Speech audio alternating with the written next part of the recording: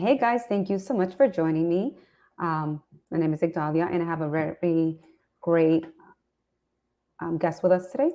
And make sure that if you haven't subscribed to our channel, that you do so. And he will also be giving you his information so you can follow him and you can get some information on what it is that we will be talking about. Hi, Carlos. How are you doing today? Hi, I'm doing great. Thanks for having me. Thank you for taking the time. I appreciate it. I see that the name of your what's the name of your business actually? The name of my business is Mr. Then Consulting LLC, but I go by the moniker of Mr. Then Millennial Business and Finance Coach. Okay, yeah, that's what I had, and I was just like, I don't know if that's correct, so I don't want to mess it up and get people all confused. No, yeah, How it's did fine. you get? How did you get here? To this level, like where I'm at. Yeah, like what point in your life did you realize like I have to get my stuff together? I need to do something, and this is. Yeah. I mean, I guess it all started at kind of in college. What I had originally done was I went to URI. I started off studying engineering, and then I actually ended up switching to economics of all things. So big change, but um, I had like a bunch of the math credits, so I ended up doing like the bachelor's of science instead of like the bachelor's of arts in economics. Um, and really, what it came down to was I had gone ahead and been doing my taxes in my dorm room, and my roommate came over and was like, "Hey, you know how to do taxes?" And I was like, "Yeah, don't you?" um, and he's like, "No, I have no idea how to do my taxes." So I finished mine, and then he's like, "If I give you $50, will you do mine for me?" And at the time, it was like one of those things where literally, his tax return was just putting in information. Mhm, So punched in his information, hit submit, and got $50 in like 15 minutes. mhm, So I was like, all right, this is something that I could do. So let me see if I can scale it. Um, and I built my own website on like GoDaddy at the time, mhm. something very simple. Threw my logo on there. At the time, the name of my company was Now Then Financial. So I like using my last name and things, as you can see. Uh, but what I did was I went ahead and created that, and I made excuse my French, a shit ton of money. Um, I went and into the library and put my website on like every computer uh, in the library that I could find as like the homepage, Yeah. and I did get in trouble for that, but it was well worth it because I made over like $10,000 that that season alone, Mhm, which for me was like crazy money at the time, in such a little amount of time. mhm, Um, and then I realized, like, I'm really good at this stuff. I need to go ahead and, kind of branch out. Um, but I spent a lot of money in my first years. Like, I tried to build an app, which again, pretty much cost me like $10,000. So all the mhm, money I made, I pretty much spent. Um, and it ended up being something that, if I had like a mentor or something like that to teach me, like, hey, Carlos, slow down. This is what you should spend your money on. This mhm, is what you should do. This is what you should look a little bit further at. This is where you should market a little bit more. I probably would have been in a better position than I am now. But nonetheless, it was one of those things where you learn from your experience rather than someone else's. mhm, Um, and I don't regret it at all because it's a story that I can tell now and let people know about. mhm, Um, so then what I did is I took a step back. I worked for the financial institutions for a little bit. I worked for Bank of America, Merrill Edge, and learned a lot more about investing and actual ways of how credit cards function and mhm, things that are the nitty gritty stuff that a lot of people don't teach you. Um, and then after a while, I decided I wasn't learning anything else at mhm. at the corporation, and I wasn't earning anything else. So that's why I decided to kind of leave that and go on my own venture, which is what I do now, which is the millennial business and finance coaching. And what do you do in your business? What do Yep. you So I provide? help people with establishing credit, building credit, repairing their credit, um, teaching them how to have better money habits, um, expanding their savings, whether it be through investments or real estate. I'm a wealth of knowledge, is what I like to say, quote unquote, uh, on the literal terms. And and what it is like, I like to really teach people like how they can achieve generational wealth, especially people that look like me and you. Mhm. As you know, I deal with a lot of athletes in the Yeah. combat sports field. And, you know, obviously they start off as amateurs and then Mhm. they go in and they become pros. And, through their career, they keep growing. And sometimes they're presented with these great opportunities, and then they get bonuses and they do all this stuff, but Yeah. nobody has guided them to tell them what they need to look out for, what they should do, how they should manage it. What would you advise athletes that are going through this and are trying to figure out where the next step is? Because, you Yeah. know, they could be young and they don't have any credit, and then they get this money. What would you advise them? Yeah, I mean, there's a few things. I deal with quite a few athletes. Most of my clients play for like like sports teams like the NFL. I don't have any that are currently in the combat field. But essentially what I and it's very similar, but essentially what I recommend usually is, create form of revenue for yourself. Mhm, The reason being is that your career path is your body. So if something happens to this mhm, vehicle that you have, you may very well lose your source of income, which is very possible, especially in combat sports. mhm, So, one of the first things I recommend is, once you have a big chunk of change that you can play around with, is think of something that if you could do anything else, what would you do? And mhm, then you don't necessarily have to give up what you're doing to do that, but set something up so that somebody else maybe is managing it, and you are the cash flow or mhm, the investor in that particular business, so that you can generate an income from it. Um, and then, of course, savings is very important. A lot of people get all this money, they're paid on 1099s, and then, you know, mhm, they have a huge tax bill at the end of the year, and they have no idea how or what they did with that money. So, mhm. Now, when you say a big chunk of change, what is the minimum big chunk of change? I mean, there really is no minimum. That's why I usually recommend somebody set like an appointment with me. It really Mhm, depends on what you want to do. And I'm really good at finding out ways to do mhm, things for relatively inexpensive. A lot of people will go and they'll bite at the first fish that mhm, comes around, and that's not always the best case. You can go ahead and start an online store, or go ahead and do something that's maybe associated with your mhm. brand. For example, like, if you wear wraps, why not come up with your own brand of wraps? Yeah. Or if you have particular shoes that you wear, why not come up with your own style of shoes that you wear, and that others in your environment can wear as well? Mhm. I mean, they're buying it from TKO, they're buying it from all these other places. Why can't they buy it from a friend or something like that? Yeah. And one thing that people should know is that you do have a background in boxing. I do, yes. Yeah. So I've actually been boxing for quite a while now, since I was 13. And now I don't do it competitively anymore, but Mhm, it's something that I truly enjoyed, and it's something that actually molded me to be the person that I am today, mhm. provided me with a lot of discipline. And I always give a shout out to my boy Jose Santos, which is my trainer at 401 Boxing. Yeah. Because I mean, sometimes, we sit here and we talk and we listen to people, right? Yeah. And then unless we can connect with them on some level, we always think, I'm not paying attention. I'm Yeah. not going to bother. But Yeah. you have a background of boxing. So you know what it is to be in that particular field. You know what it is, um, Oh, I've the seen the checks. financial. I've seen the yeah. I've seen the background of it, especially like the friends. Exactly. Yeah.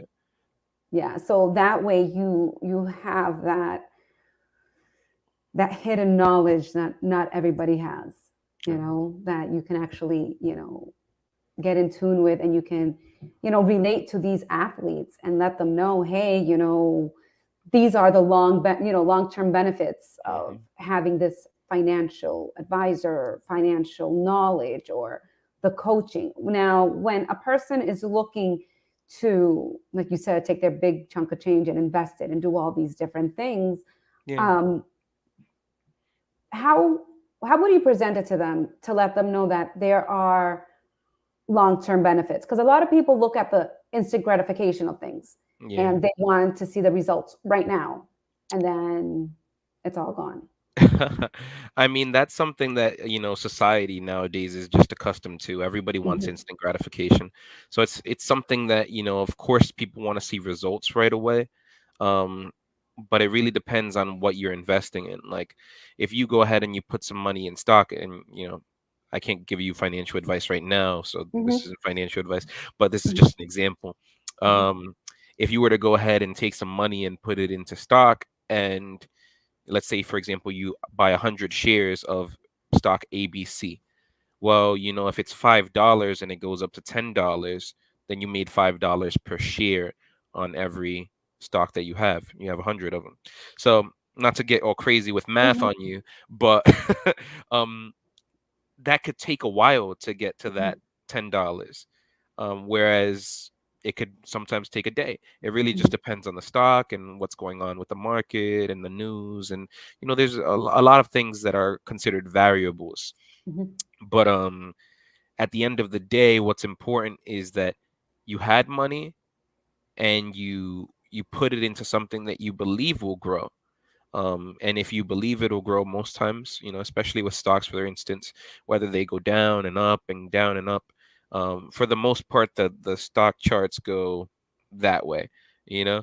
Um, so it's one of those things where it may drop and it may go down, but the long term effects is usually growth.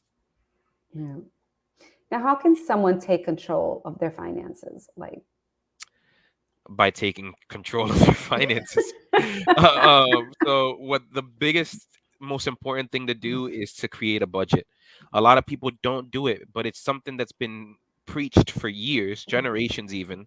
And some people don't even have a simple budget, knowing how much they make a month and how much they spend a month. mhm, Just knowing that information of knowing, how much you're spending and how much you're making can help you figure out, oh, this is the little bit that I have, or maybe the big amount that I have to put mhm, towards something else. So it's as simple as mhm. that, really. You create a budget, and that will give you the control to do other things. Okay, that's good. What are some of the biggest mistakes that a person can do regarding their financial situation? I'm not really sure how to say it. Yeah, with money, people make a lot of mistakes. It's Mhm, a tool, so it's not something that a lot of people say. Oh, money is the root of all evil. No, money is a tool, just like a gun is a tool or a hammer is a tool, and you use it, get things that you want. So big mistake I would say is probably getting into things that are not good for you, like mhm, drugs, partying too much, literally just things that are wasteful. In not investing in assets, but instead liabilities. So like you going buying a boat, as soon as you have a big piece of change, without realizing the boats are very costly, that they're hard to maintain, that need to be kept and winterize over the winter, especially if you're in the Northeast. mhm, Th- there's a lot of variables that people mess up on, and that they could have saved themselves a lot of money if they had only thought, hey, let me ask somebody who knows about stuff what I should. It's like going to CVS and grabbing a bunch of drugs, thinking, oh, this is electromagnetic, without reading any labels, asking mhm. anybody what they do. Now, there are so many agencies out there that, tell people, hey, if you sign up with me, I'll help you. If you do this, if you do that. What should a person look for when they're looking at like a finance coach, a financial advisor? What Yeah. should they be looking for? So if you're looking at like a registered investment advisor, somebody who is licensed to buy and sell stock and against on behalf, I usually recommend that somebody go ahead and look to see what your fees are, for instance. So usually they'll charge a whatever it is. Especially if they're managing them wholeheartedly. You also want to make sure that you like the person, Mhm. obviously. Um, this is somebody that you're going to be talking about, you know, some personal stuff with, like stuff that people don't even talk to the parents about. So, if you're going ahead and you don't feel comfortable talking to them about your finances, then chances are you're not going to grow your clients. So, having that conversation that sometimes is considered a taboo, like Mhm. people don't like talk about sex really. Talking about money is one of those things that a lot of people don't enjoy either. So very important that you find somebody that you like, that you're comfortable speaking to. And you feel that, and of course, you have to be able to trust them, because they have a not only a fiduciary responsibility to do things that are in your benefit, but you know i- if you feel like somebody is doing something wrong with your money, then why keep it with them? Mhm. Yeah. So things like that. And then of course, if it's just like where you are managing funds and you have somebody to kind of coach you along the way. Again, same scenario. You just have to have somebody that you feel is guiding you in the right direction. Now, if somebody wanted to reach out and Mhm. contact you, um, what would you tell them? Like, what are your services that, um, it's a how do I say it? Like, well-rounded. Because yes, Yeah, you go on the spectrum. You go low and then you go really high.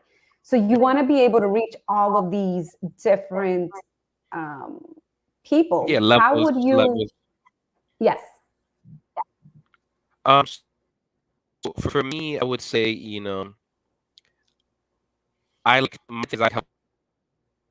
I don't do this because I have to. I just because I want to. Literally, like most of my income comes from my own investment. I have a security company. I have tequila that I'm coming out with. I do a lot of things, but I like doing this because I like seeing people like I said who look like me and people that are millennials and people that strive to succeed, do Mhm. better. I want to see people achieve the things for generation wealth. So what I say is like, I usually start with people on a personal level. I help them build up their personal finances and get that level. And then I'm also a business coach because most times I can find something that somebody is really good at, and then I tell them how to they turn that into business and grow it and scale it, things of that nature. So even if they're starting with Okay. nothing, they already have a business. Pretty good at figuring ways to mark things better and you grow their business, how to obtain business credit, which is a huge thing that a lot of people don't tap into, uh, and things of that nature. Yeah, because a lot of people forget that, we all have to start somewhere. And we might have all Hmm. these great big ideas that, I want to build this business or I want to go here and I want to go there and I want to do this and I want to do that. But they forget that in order to like manage and control a lot of stuff, you need to make sure that your credit is on point. Yeah. So if you have all your ideas, then maybe you don't have the money right now, but you can work with them to help them fix their credit Yes, and and guide that's one of the them. stepping stones. Yep. Yeah, because it's something that people forget. They think, oh, I have all this money. Yeah, but your money's not the only thing that matters right now. Yeah. Because you can have the money, but if you don't have the credit, then it's something that people have to build on. So I want people to know that if they want to reach out to you, they can reach out to you. And you're not being selfish because you can let them know, hey, if it doesn't work with me, then these are the people that you should be looking out for. This is what you need to do. So at least they have the right guidance and they Yeah. know, you don't have to have $30,000 upfront to work and build something. We can work with nothing and build up to where you want to be Well, not you, but them. Correct. You know. Yeah, yeah, of course. So yeah, you're exactly right saying that eventually, it does to a point where, you do want to have a financial advisor. I have a financial advisor, and it's just Mhm. so it's one of those things where you have to be able to see where you're at a particular level, and then there's always somebody that knows a little bit more. So, Yeah. Is there anything else that you would like to share before we conclude with this uh, interview? but No. Thank you so much. I really appreciate it. I know that you've posted so many things and you have so much knowledge, and I always see you, giving free advice even online about little tips on how to fix your credit and things that really, really people might look at it as nothing and it's, oh, that's not it's, but they don't understand that that little 2 cents is gonna make or break you, and I want people to know that you're not just somebody I picked out of a hat. You know what I mean? Like, I've yeah, seen what you've been doing. I've been following you. You have your background in boxing, so you can relate with these athletes, in and out of the ring type thing, so they can connect and they can, really understand that you're just not somebody who's trying to take advantage of them. Because a lot of people, let's be realistic, we live in a world that everybody's trying to take something from somebody. Nobody's yeah. giving. I see you What's their posting. motive or their Yeah, like they have a hidden agenda, but you're always posting, helping, helping, helping. So those people that are always helping others, I want to make sure that people know them so they can, and it's like, what's your resume? Because you're not just a normal person, like, you know what I mean? yeah, yeah, yeah.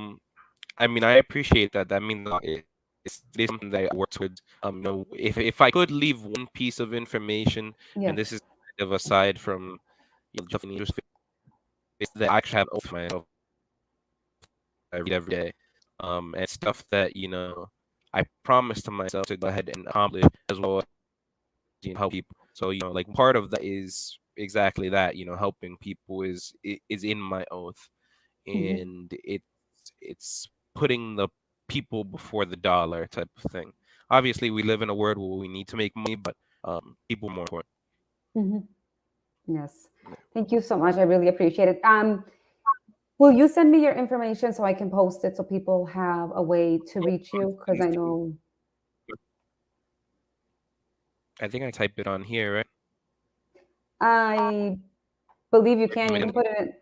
Can you put it or no? Or if you send it to me, then I can post it in the description so everybody can Okay. look at it and contact you, whether it's through Instagram, Facebook, Twitter, all the social medias out there. Yeah, yeah, I have Everybody's them all, so I literally have every single one. So I appreciate that. We'll keep in touch, and I'll yes. send you that in a minute. Awesome. Bye bye. Thank you so much. I really appreciate it. Have a great day.